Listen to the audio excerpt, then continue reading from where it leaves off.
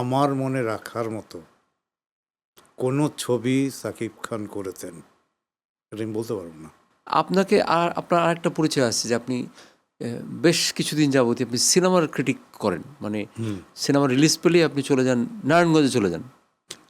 আচ্ছা, সেখানে নারায়ণগঞ্জে যাওয়ার স্মৃতি দুইটা কারণে, খুব দ্রুত বলে নিই। সেটা হচ্ছে, যখন আমি টিকিট পাই না, সেই ছবিটা যদি নারায়ণগঞ্জে চলে, তখন টিকিট পাবেন। ওখানে টেলিফোন করে দিলে একটা টিকিট হলেও থাকে, আমি নারায়ণগঞ্জের ছবিটা দেখে ফেলি। এটা শাহরুখ খানের ছবিও যেমন, সাকিব খানের ছবিও তেমন। ওই সিনেমার প্রসঙ্গে আসতে চাই যে আমাদের দেশের সিনেমার ভবিষ্যৎ কী? সিভিক রয়্যাল রিসর্ট কিনুন আভিজাত্য, নিশ্চিত করুন ভবিষ্যৎ। আমি আসলে আশাবাদী মানুষ, কিন্তু সিনেমার পরিসংখ্যান আশাবাদী হতে দেয় না। ধরেন আগে একসময় 400-500 সিনেমা হল ছিল, সেটা 100-র কাছাকাছি চলে আসছে। এবং এর মধ্যে একটা কিসিম হয়েছে। কিসিমটা কি? ধরেন আপনি এই ঈদের আগে ছাড়া বা ঈদের 2 সিজন ছাড়া বাকিটা সময় এটা মিলনায়তন, বাকিটা সময় এটা হচ্ছে আলু পটল এগুলো রাখার জন্য ব্যবস্থা থাকে।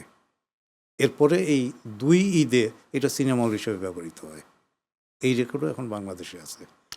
ঠিক পাশাপাশি এখানে সিনেপ্লেক্স, সমালোচনা করছি না, গড়ে উঠেছে।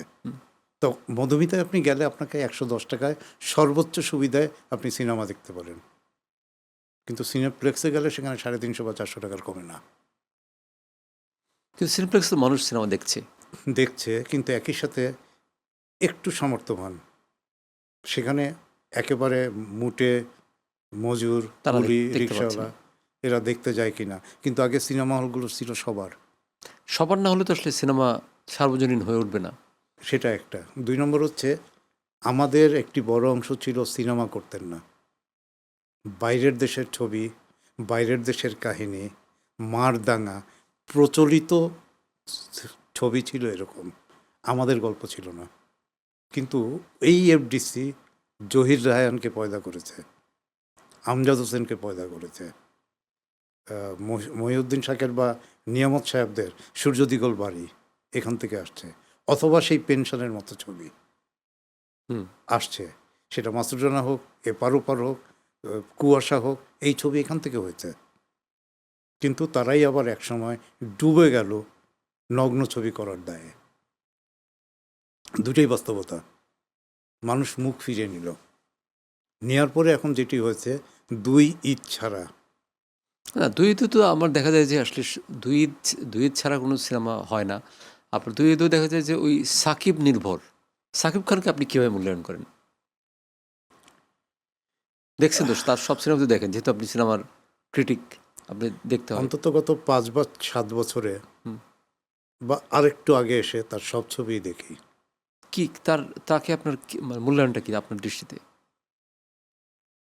আমি কাউকে ছোট করছি না, কিন্তু আমার মনে থাকার মতো, আমার মনে রাখার মতো কোনো ছবি সাকিব খান করেছেন এটা আমি বলতে পারবো না। তাহলে বাংলাদেশের আপনি কাকে আপনি মানে টপে রাখবেন, যে অভিনয় গুণ বা সব কিছু গুণে 1 নম্বরে আছে, এরকম কাকে বলবেন?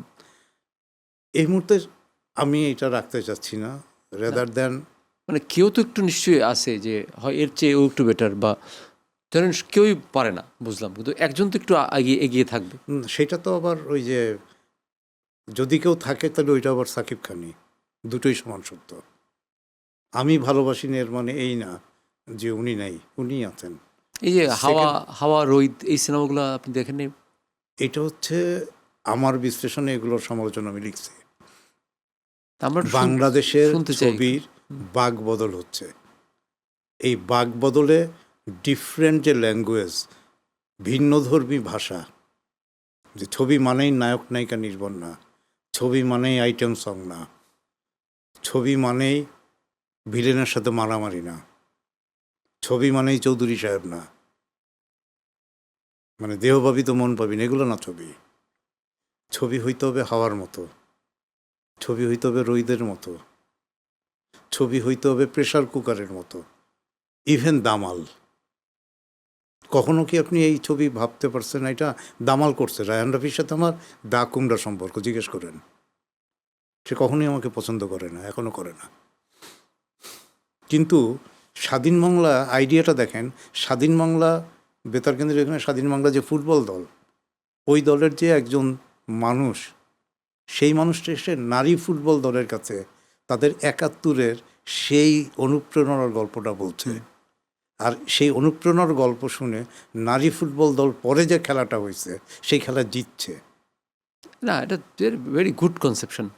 শুধু কনসেপ্ট না, শেষে হারা যাবে না, পেনাল্টি হয়েছে। ওই পেনাল্টি ঠেকানোর জন্য ওই ছেলেটা মনে করতেছে যে আমার বোনটাকে তো ধরে নিয়ে গেছে হিন্দু, আমার মা বাবা তো মেরে ফেলছে, আমার তো আর কিছু নাই, আমি বুক চিতায় দাঁড়াই।